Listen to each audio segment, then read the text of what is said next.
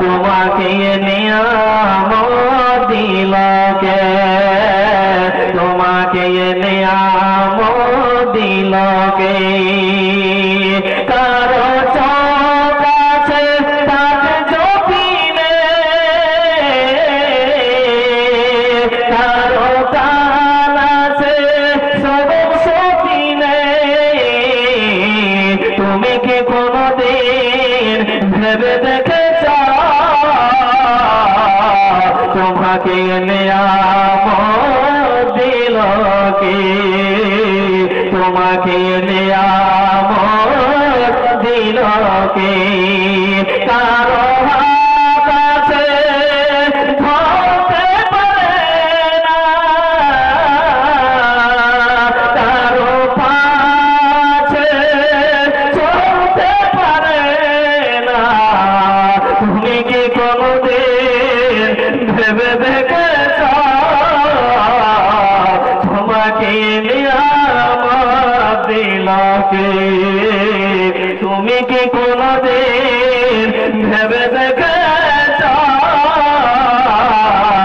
তোমাকে নিয়ামত দিল কে? কারো হাত আছে ধরতে পারে না, কারো পা আছে চলতে পারে না। তুমি কি কোনদিন ভেবে দেখেছ তোমাকে নিয়ামত দিল কে? তোমাকে নিয়ামত দিল কে? বাপজান আমার কি বলবো, দুঃখ লাগে বাবা।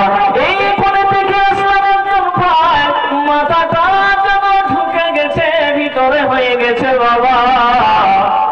ও বাবা জান মারে বন্ধের দিলে দেখে আমি বড় আফসোস করলাম। আল্লাহ ভাইটা আমার শুয়ে আছে, মাথাটা চেপ্টা হয়ে গেছে। আমি বললাম ভাইয়ের কত কষ্ট হচ্ছে দয়াল মাহবুব আল্লাহ। কিছু ভাইকে দেখলাম দুইটা পা নাই গো আল্লাহ। আসসালামু আলাইকুম। ডেডিকেটের 120 টাকার পরিবর্তে শুধু 80 টাকা করা হয়েছে। যাদের খাওয়ার ইচ্ছুক আপনারা যে খেয়ে আসুন। ডেডিকেট ফিট মাত্র 80 টাকা। তাই বলছিলাম ভাই আমার, যাদের পা নাই হাত নাই বাবা, তাদের কত বড় কষ্ট ভাই আমার। তাদেরকে দেখে একটু শিক্ষা নেন বাবা।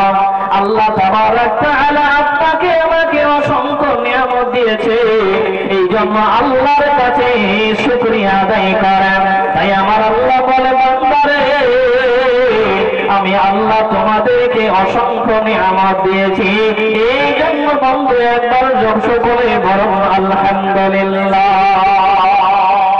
জীবন আপনাকে আমাকে অসংখ্য নিয়ামত দিয়েছে, কিন্তু আমরা আল্লাহর নাফরমান বান্দা, আমরা আল্লাহর প্রশংসাটুকু করতে পারছি না।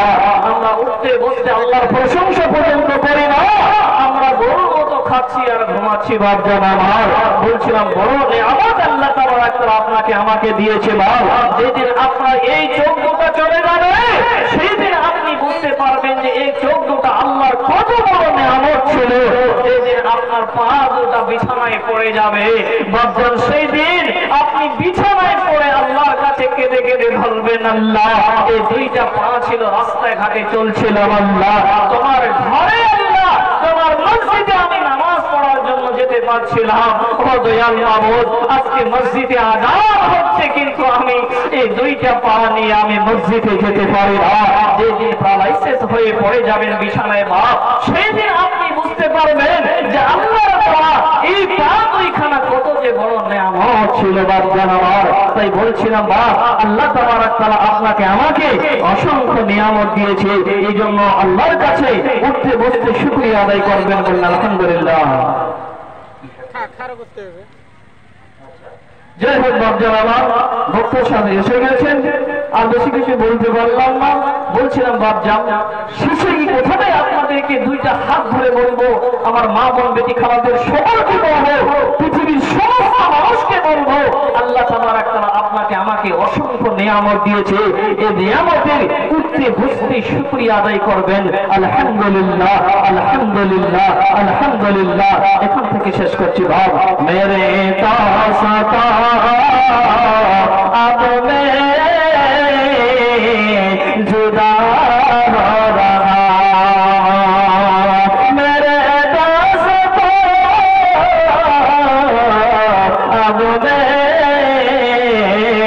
जुदा हो रहा, अगर मर गया तो दुआ करते रहना, अगर मर गया तो दुआ करते रहना, आंसू बहाने की कोशिश मत करना, आंसू बहाने की कोशिश मत करना, अगर मर गया तो जनाजा में आना, अगर मर गया तो जनाजा में आना, जनाजा की नमाज तो ही पढ़ाना, जनाजा की नमाज तो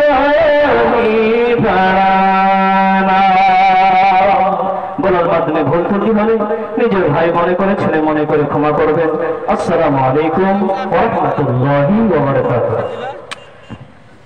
وعليكم السلام ورحمة الله وبركاته وجزاكم الله خيرا